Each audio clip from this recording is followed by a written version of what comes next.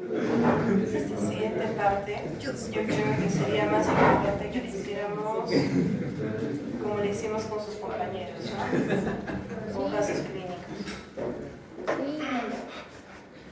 A ver.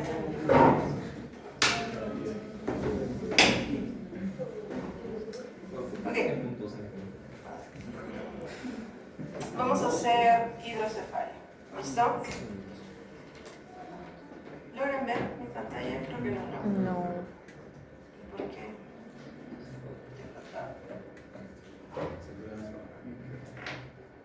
Hemos perdido. Hemos desconectado. Perdido mi capacidad de proyectar.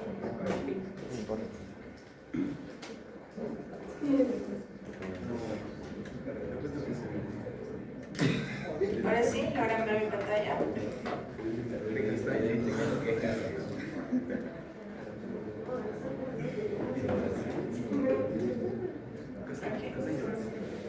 Cuando hablamos acerca de hidrocefalia, por definición, va a ser una condición en la que vamos a tener mucho líquido cefalorraquídeo. Esto puede ser en los ventrículos, en los espacios supraglenoideos, pero en general se va a producir dilatación ventricular y un aumento de la presión intracraneal. ¿Listo? Entonces, aumento del líquido cefalorraquídeo. En general está asociado ya sea a una obstrucción, es decir, que no se puede movilizar el líquido cefalorraquídeo, o una alteración en la reabsorción. Esto puede ser que no se esté reabsorbiendo bien. También puede ser consecuencia de una producción excesiva. Esto también podría ser que está produciendo mucho, aunque este último es un mecanismo rarísimo. Entonces, generalmente es ya sea por una obstrucción o por una alteración de la reabsorción. Los tipos van a ser, primero, una hidrocefalia comunicante. ¿Ok? En la hidrocefalia comunicante, el líquido circula sin problemas desde el sistema ventricular hacia el espacio subaracnoideo. Pero hay un bloqueo en los espacios subaracnoideos en torno a las regiones basales del encéfalo. Es decir, también puede ser un bloqueo en las vellosidades aracnoideas. Y entonces se empieza a acumular líquido. El líquido se acumula tanto en el exterior como en los ventrículos. Si es que esto se da en la época de la lactancia, la cabeza logra aumentar su tamaño porque no es rígida, el continente es flexible. Pero sea la edad en la que se dé, esto puede causar un daño en el encéfalo. A pesar de que se hincha, todavía puede causar un daño encefálico. La hidrocefalia no comunicante es aquella en la que la salida del líquido está bloqueada, fuera de uno de los ventrículos como mínimo. Y generalmente el que más se bloquea es el acueducto de Silvio. Creo que ayer hicimos una pregunta de eso, ¿no es cierto? Decíamos comunicante, no comunicante. Miren, generalmente se bloquean estos conductos en los bebés por una patología con la que nacen, es decir, una atresia. También se podrían bloquear por un tumor cerebral. Esto se puede dar a cualquier edad. Y en general, ¿qué hace el exceso de líquido? Que los ventrículos aumenten de tamaño, sobre todo los laterales y el tercer ventrículo, y se aplana el cerebro contra el cráneo. No se da opción a que el cerebro se pueda desarrollar. Y en los bebés se hincha toda la cabeza debido a que los huesos craneales aún no se han fusionado. ¿Listo? A ver, de allí vamos a ver la hidrocefalia normotensiva. ¿Listo? Aquí hay una dilatación ventricular sin un aumento evidente en la presión intracraneal. Esto es particular. Es común en las personas mayores, porque las personas mayores empiezan a perder sobre todo sustancia gris y dejan espacio para que estos ventrículos puedan crecer. Y se asocia a alteraciones en la marcha, incontinencia urinaria y sobre todo deterioro cognitivo.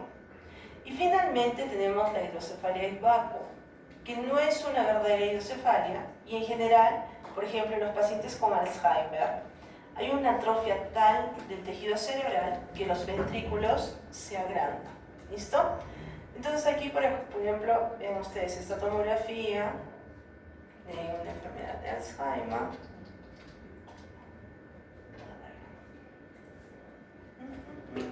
No hemos puesto T. Vamos a poner TAC. Okay. Miren aquí, por ejemplo. Este es un cerebro normal para un lado y para el otro tenemos un paciente con Alzheimer. ¿Qué sucede aquí? Muy bien, pero tenemos acá, por ejemplo, es una persona mayor.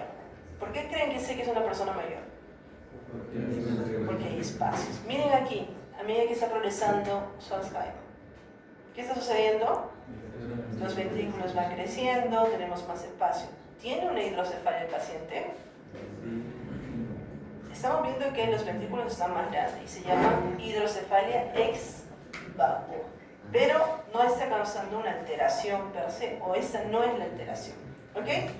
Entonces, a grandes rasgos, comunicante, alteración de la reabsorción, no comunicante, atresia, por ejemplo, del conducto de Silvio, del acueducto de Silvio también lo pueden llamar.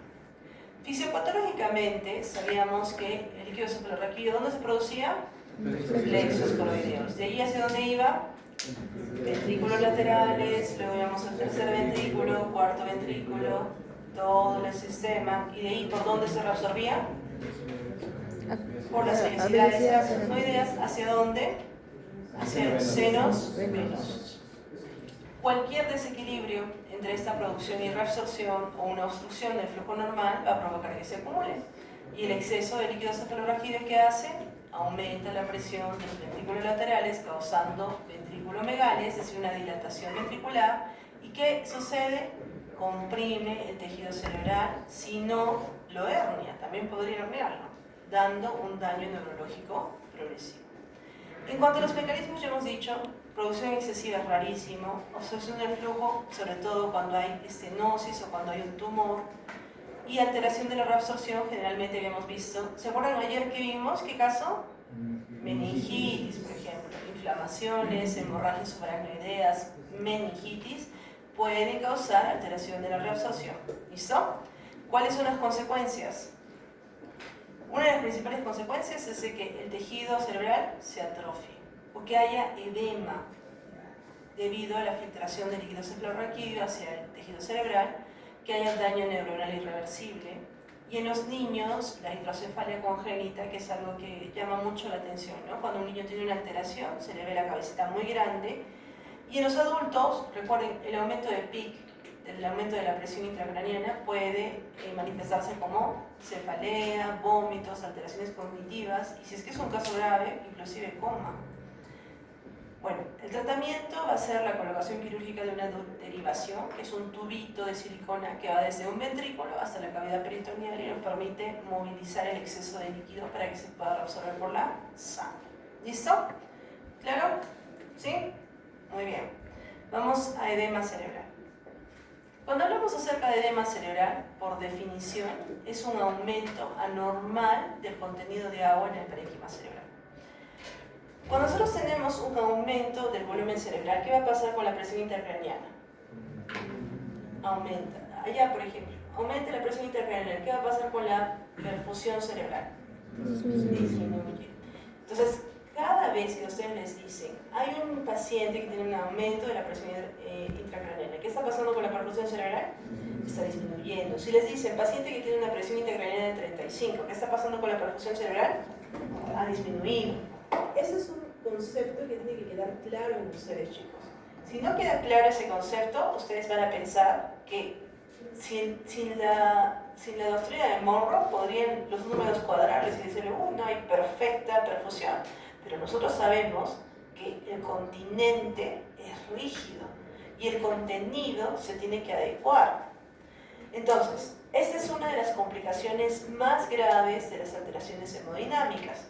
Fisiopatológicamente, habíamos dicho que el cráneo es una cavidad rígida y teníamos esta ley que se llamaba ley de Monroe-Kelly o la doctrina de Monroe-Kelly. Si aumenta el volumen cerebral, debe reducirse el líquido cefalorraquídeo o sangre para mantener la presión estable. Y cuando la compensación falla, hay un aumento del PIC y hay compresión y herniación. ¿Listo? ¿Qué pasa si es que se acumula el líquido edematoso? Recuerden, ¿qué pasa con los vasos sanguíneos? Se comprime. ¿Y qué pasa con la perfusión entonces? Baja. Entonces, cuando hay acumulación de líquido edematoso, hay descenso del flujo sanguíneo y hay destrucción del tejido cerebral por isquemia y necrosis. ¿Ok? ¿Hasta aquí estamos bien? Dentro de los tipos de edema, hay el edema que se llama vasogénico, en el cual va a haber una ruptura de la barrera hematoencefálica con salida de plasma al espacio extracelular. Esto va a afectar la sustancia blanca, generalmente se da por ejemplo en los tumores, en los abscesos o en los traumas. Entonces, primer tipo, vasogénico, ruptura de la barrera hematoencefálica. Segundo tipo, citotóxico. Aquí hay daño celular por falla de la bomba sodio-potasio ATPase y empieza a entrar agua al intracelular. ¿Quiénes se afectan? Sustancia gris y sustancia blanca. Y esto va a verse, por ejemplo, en la isquemia, en la hipoxia, en las intoxicaciones. O sea, este paciente que tenía trombosis de la cerebral media, ¿va a presentar edema? Sí. ¿De qué tipo? Citotóxico. El paciente que yo tuve con meningitis, ¿va a presentar edema? Sí. ¿De qué tipo? Vasogénico. Estamos viendo que son cosas diferentes, ¿no es cierto? Uno está causándose debido a la toxicidad, el otro se está causando debido a alteración de la barrera hematoencefálica. Tercer tipo, intersticial o hidrocefálico. Aquí nosotros vemos que hay un paso del líquido cefalorraquídeo al tejido cerebral periventricular. Y en esto estamos viendo de que se da generalmente en los casos de hidrocefalia, lo que habíamos dicho. Va pasando el líquido cefalorraquídeo y obstruye el flujo del líquido cefalorraquídeo. Y el osmótico es cuando hay una alteración en la osmolaridad, por ejemplo, podría disminuir la osmolaridad plasmática y entrar el agua, y eso ustedes lo conocen ampliamente. ¿Cómo se llamaba esa patología cuando disminuye la osmolaridad plasmática? ¿Quién era el principal electrolito de la sangre? Sodio. Y cuando bajaba, ¿qué sucedía? Hiponatremia. También podríamos verlo en hemodilución, y eso obviamente se da debido a intoxicación hídrica. ¿Cuáles son las consecuencias fisiológicas? A ver, si nosotros tenemos edema, ¿qué va a pasar con la PIC? Aumenta, la presión intracerebral aumenta. ¿Qué pasa con la perfusión cerebral? Disminuye. ¿Y qué pasa con el flujo cerebral? Disminuye. Eso tiene que quedar clarísimo, no les puede quedar dudas. Aumenta la presión intracraneana, disminuye la perfusión cerebral, disminuye el flujo cerebral. ¿Qué pasa si es que hay isquemia neuronal? Esto hemos dicho que va a permitir la liberación de glutamato. ¿Y qué hacía el glutamato? Se unía a los receptores NDMA. ¿Y qué sucedía cuando se unía a esos receptores? Activaba que entre ¿qué ion entraba dentro de la neurona? El calcio. Y una vez que entraba el calcio, ¿qué sucedía? Apoptosis y necrosis. Y está mucho cuidado con eso. Este es un daño por neurotoxicidad. Herniaciones cerebrales. Obviamente, si es que yo estoy aumentando el volumen del cerebro, se puede herniar a nivel, obviamente, subfalcino, uncal o tonsilar. Y también alteraciones de conciencia y los reflejos del tronco, porque este se va a ver afectado. Este es el que más lo vamos a aplastar si es que hay herniación. ¿Ok? ¿Cuáles van a ser las manifestaciones clínicas? Al paciente, cuando empieza a tener edema cerebral, va a tener dolor de cabeza. Eso se llama cefalea. Pero no es cualquier cefalea, es una cefalea intensa. Lo siguiente que le va a pasar es que el paciente va a tener vómitos. Y no es un vómito cualquiera, sino es un vómito tipo proyectil que no se acompaña de náuseas. El paciente va a vomitar y va a ser prácticamente una semiparábola. Esto es clave cuando ustedes tengan niños que, por ejemplo, el niño se cayó de un piso o se cayó de su camita y su mamá le dice, ¿está bien o no está bien? ¿Qué le van a decir? ¿Qué pasa si es que el niño se cae de la camita y empieza a llorar, llorar, llorar, llorar, llorar y no para? ¿Tiene que ir o no tiene que ir al pediatra? Sí. ¿Qué pasa si es que vomita como proyectil? Esto ya está más grave. ¿Eso qué quiere decir? Edema. ¿Pero ustedes alguna vez han visto a un niño cuando llora? ¿Qué pasa con vomita o no vomita? A veces vomita, a veces se frustra tanto que vomita, pero vomita como proyectil, no. Entonces, a las mamitas que han tenido justamente este problema, o papitos, o quien sea que esté cuidando, nosotros les decimos que no le den comida por lo menos 6 horitas para que nosotros podamos ver. Porque esta excitación psicomotriz potencialmente podría causar vómito. No vómito en proyectil, pero podría causar vómito. Entonces, mucho cuidado con eso. Papiledema, si es que tenemos la opción de hacer fondo de ojo, y obviamente se puede alterar el SARA, porque aquí, ¿se acuerdan ustedes cuando veíamos el SARA, dónde estaba localizado? Todo tronco, veíamos el sistema reticular ascendente, y obviamente si es que se afecta puede haber somnolencia, estupor y eventualmente coma.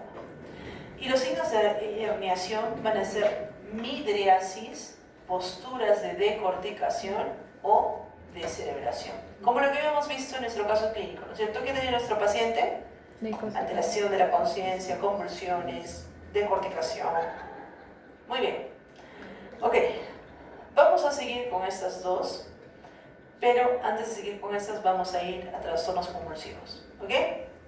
Cuando hablamos acerca de trastornos convulsivos, estamos viendo de que la convulsión son episodios de actividad eléctrica anormal y excesiva.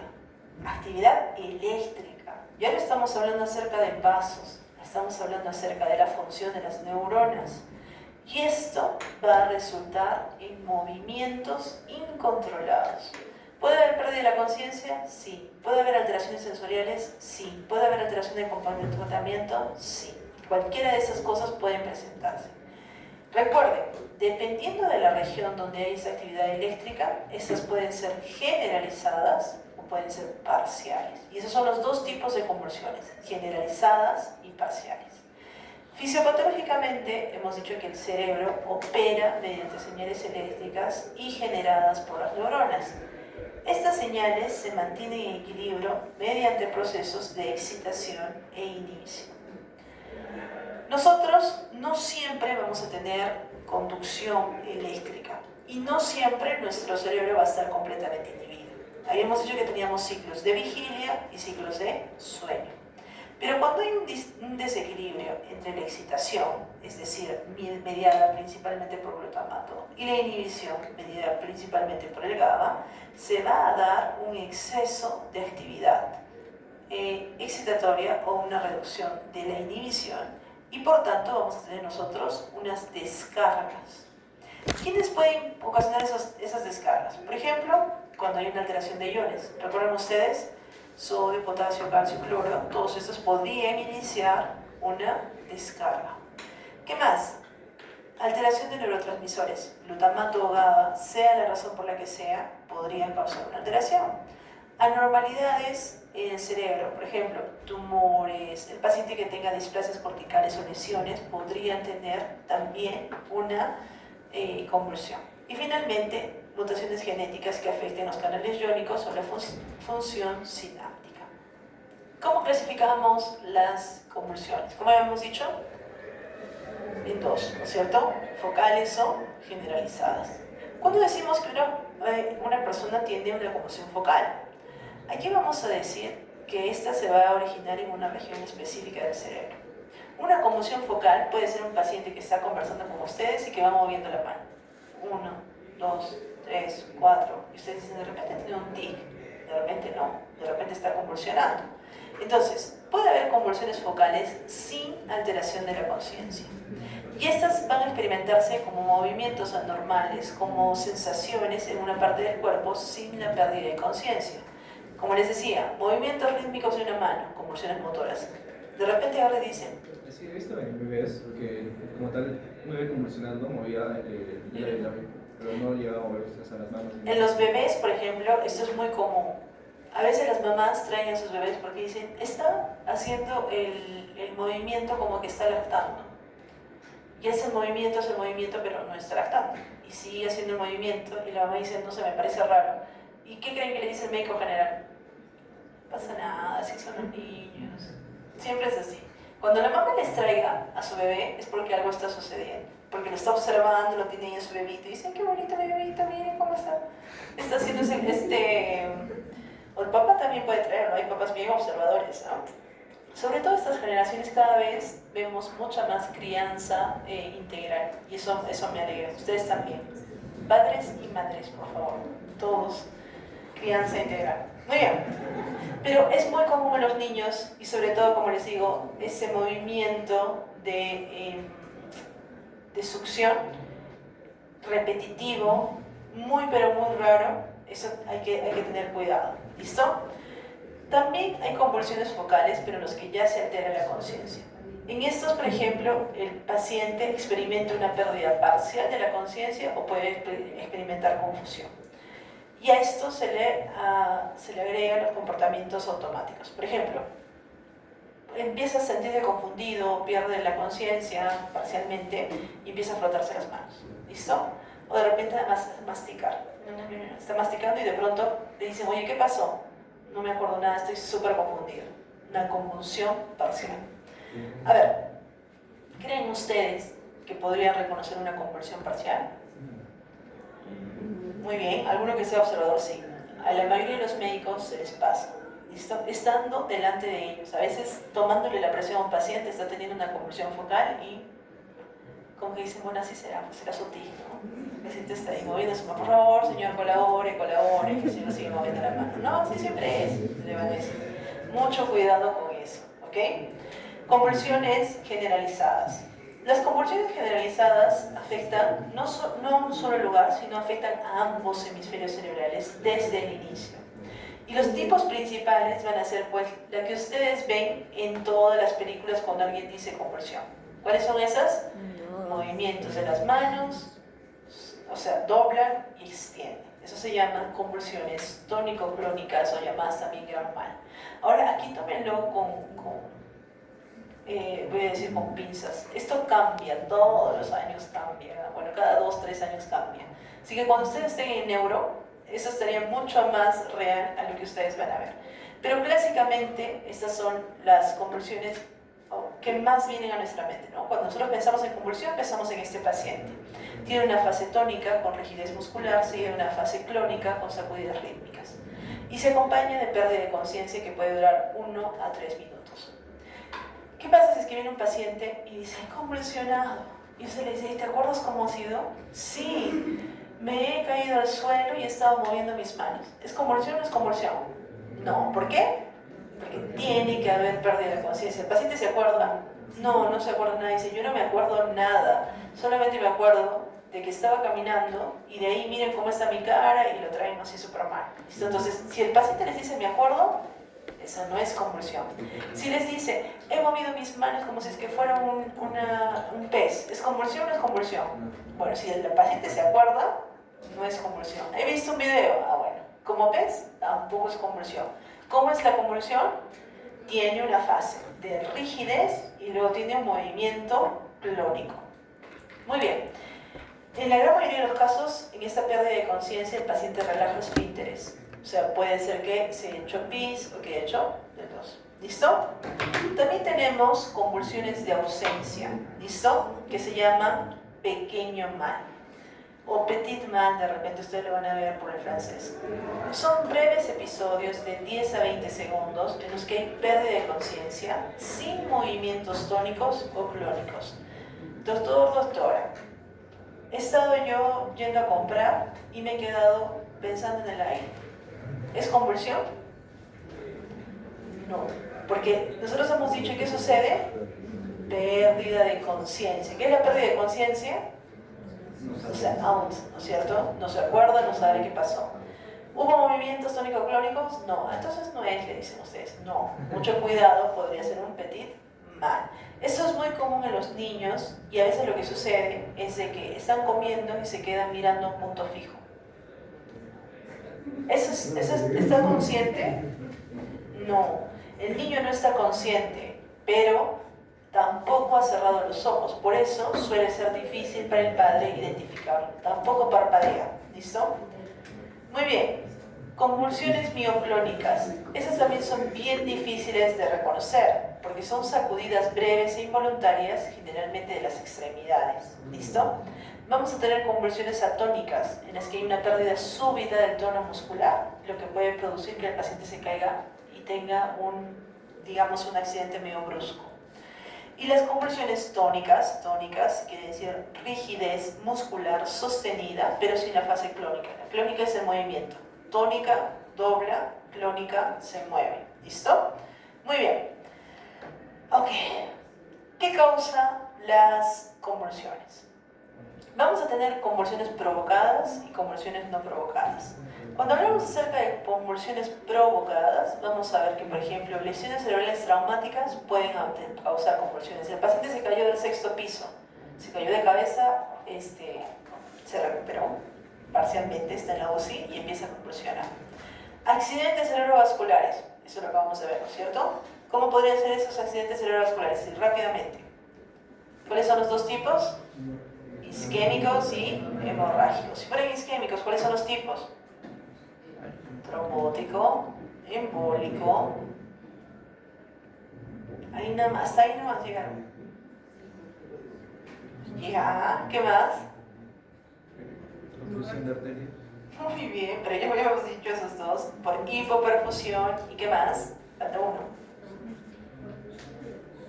Muy bien. Y después, cuando tengamos hemorrágicos, ¿de qué tipos?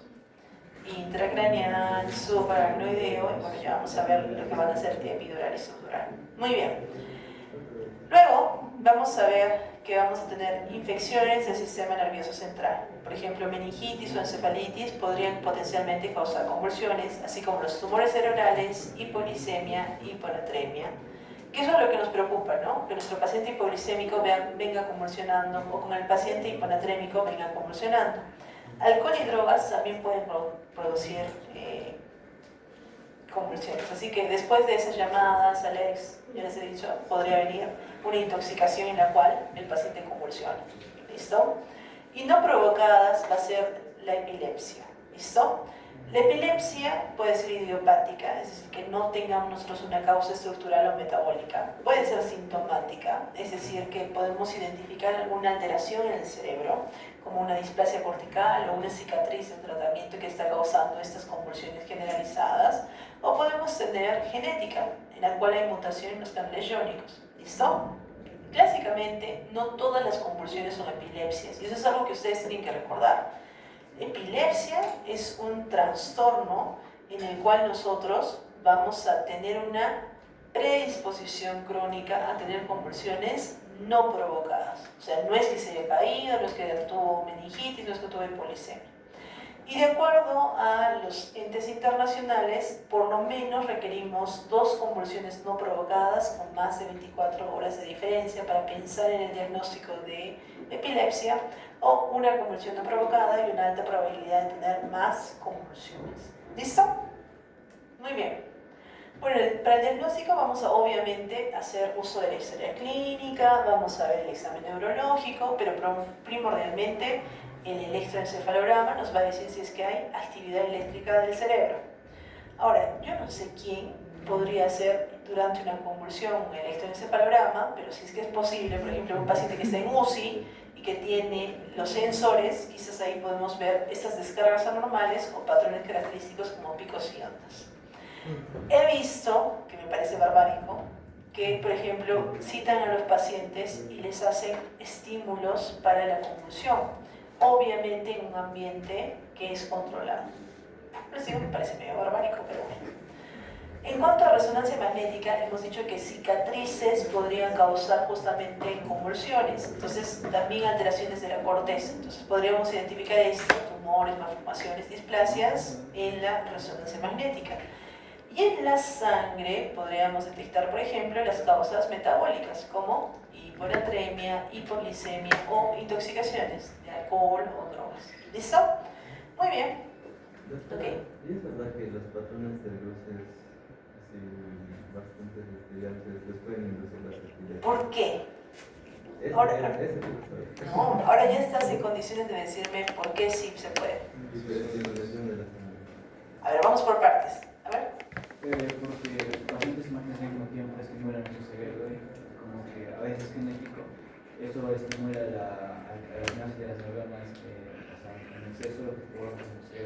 excite y funcione. Ya, a ver, vamos por partes.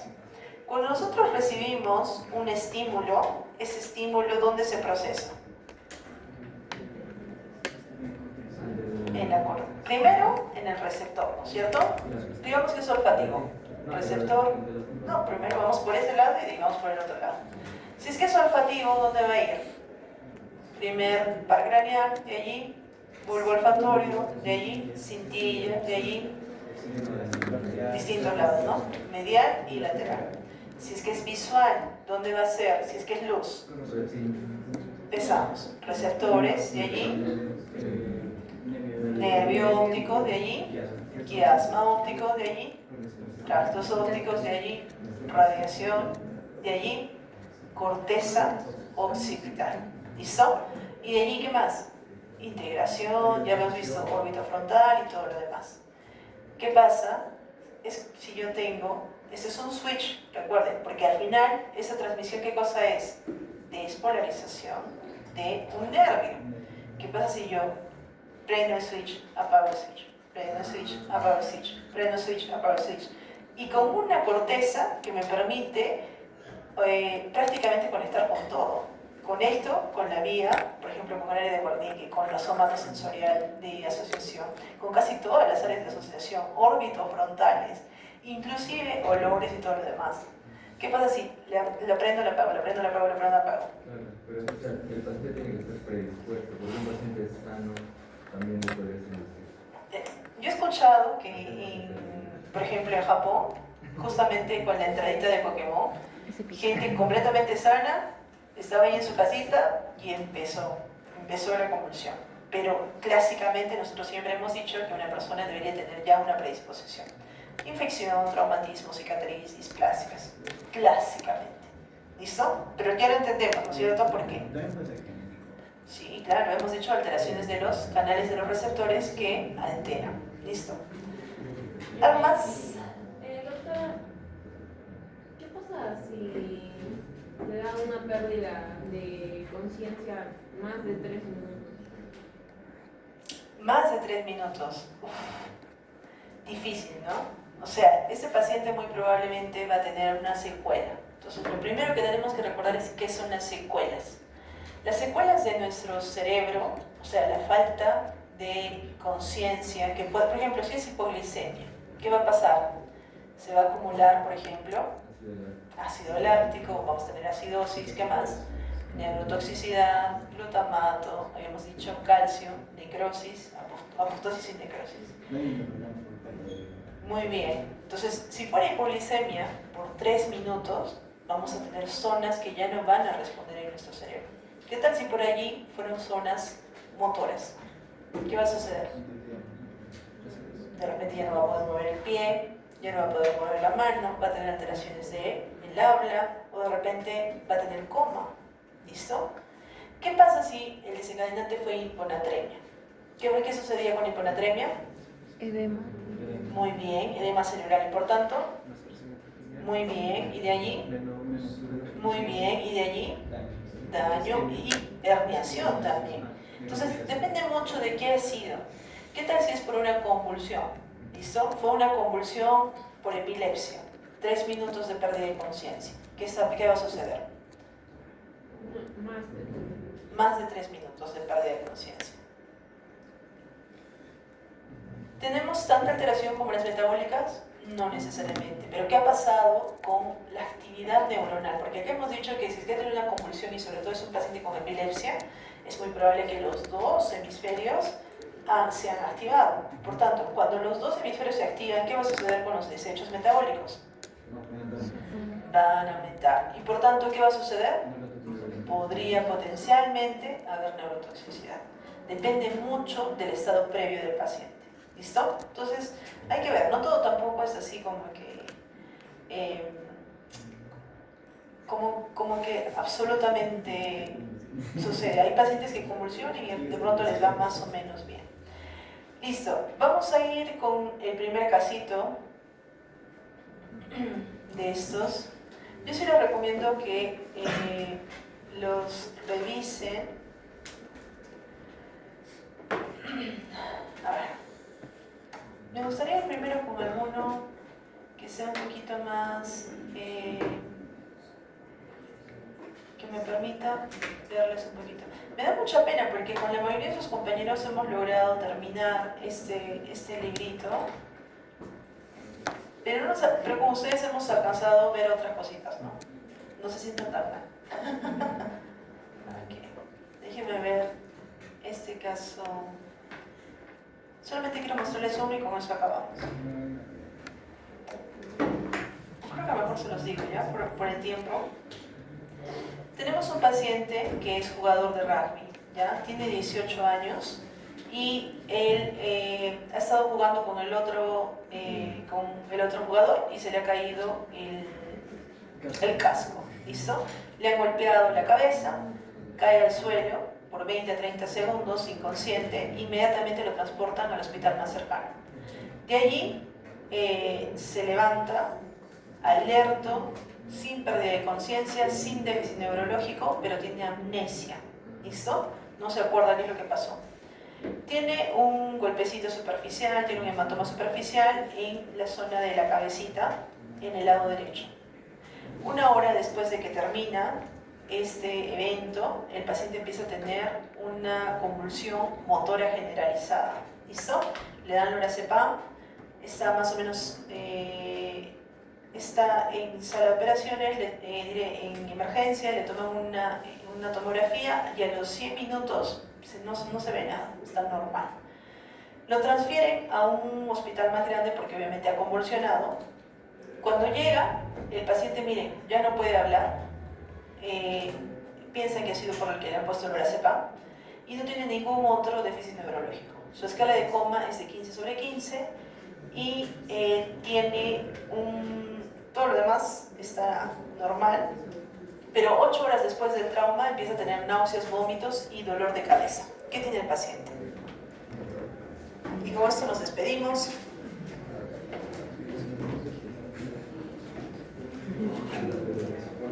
¿Qué tiene el paciente? Le han golpeado la cabeza, tiene un trauma. Entonces, este es un casito en el cual hay probablemente sangrado intracerebral.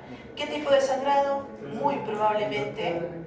Si hay sangrado, ¿por qué la tomografía no mostró nada? Y si es que se trataba de ver una tomografía, ¿por qué no estaba por hacer una resonancia magnética con contraste para confirmar el diagnóstico? Listo. Primer punto. Entre tomo y resonancia, la mayoría de hospitales tienen tomografía, rara vez tienen resonancia. O sea, es mucho más barato hacer tomografía. Entre el contraste y no contraste, para hacer un procedimiento de contraste más o menos demora media hora. Si yo tengo un paciente que está, sí, a veces más, a veces menos, entre que le ponen la vía y lo demás, más o menos. La tomografía sin contraste es el paciente va, se sienta, le hacen la tomografía y ya tengo la visión. Entonces, costo efectivo, y recuerden que el contraste puede causarle toxicidad al paciente y puede causarle también daño renal. Entonces necesito una creatinina. Si no le tomo creatinina al ingreso, estoy muerto. Sin creatinina no le hacemos, ni siquiera en emergencia. No le hacemos sin creatinina, porque podemos causar una iatrogenia tremenda. Más o menos para que ustedes aprendan eso, ¿no?